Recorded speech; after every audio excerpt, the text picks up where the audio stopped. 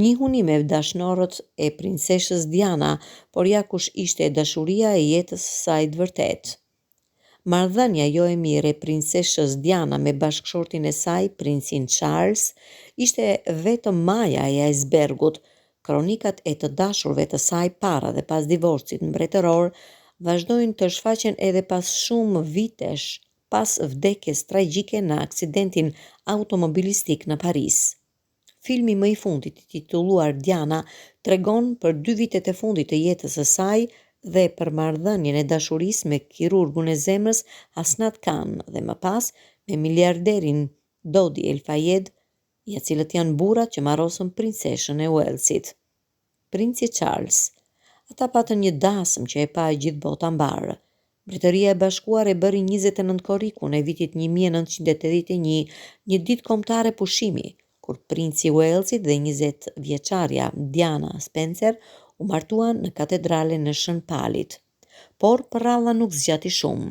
Me vetëm disa vite martesë, pasi lindën 2 djemtë e tyre, William dhe Harry, çifti mbretëror filloi nga tradhtia, duke u bërë personazhe kryesore të skandaleve në gazeta. Ata u ndanë në vitin 1993 dhe divorci u përfundua në vitin 1996, nga ku Diana mori një përfitim prej 17 milion pounds. James Hewitt. Vetë Diana e pranoi se kishte kryer tradhti me flokkuqin Hewitt, i cili në atë kohë përmendej si babai biologjik i princ Harryt. Lidhja e tyre zgjati 5 vite, pas së cilës ai mendoi të vriste veten. Megjithatë, James hapi disa biznese dhe u përpoq të shiste letrat e Dianës për 10 milion pound. James Gilbey. Përflitet se ka qenë i dashuri i Dianës gjatë martesës së saj dhe është qendra e skandalit Squidgy Gate. Gilbey, atëherë një shitës makinash, u regjistrua teksa bënte biseda intime në telefon me princeshën. Pas bërjes publike të lajmit të hidhur të tyre jashtëmartesore, stresi dhe presioni për ta ishte aq i madh saqë besohet se princesha i dha fund marrëdhënies vetëm prej këtij shkaku. Barry Manake. Një nga dashuritë e hershme të Dianës ishte truproja dhe i besuar i saj.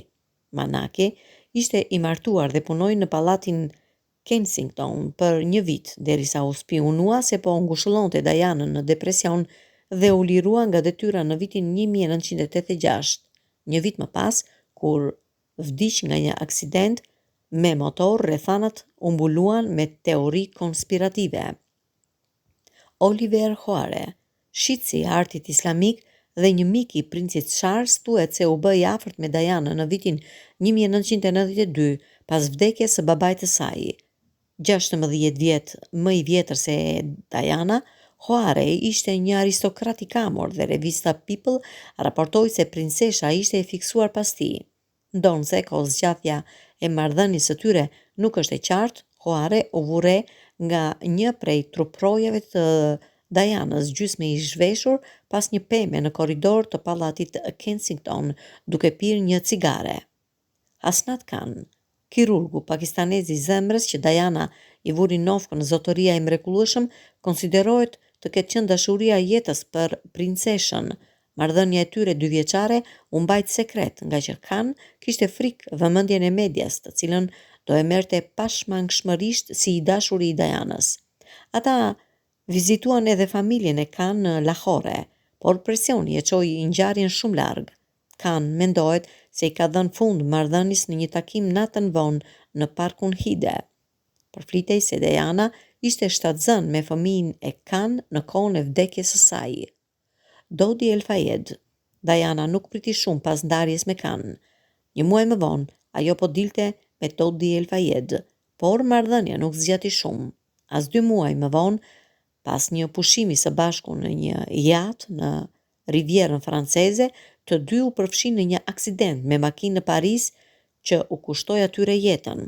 Babai i El Fayed, miliarderi Mohamed El Fayed, pretendoi për shumë kohë se aksidenti ishte një ekzekutim konspirativ nga organizata britanike e inteligjencës M16.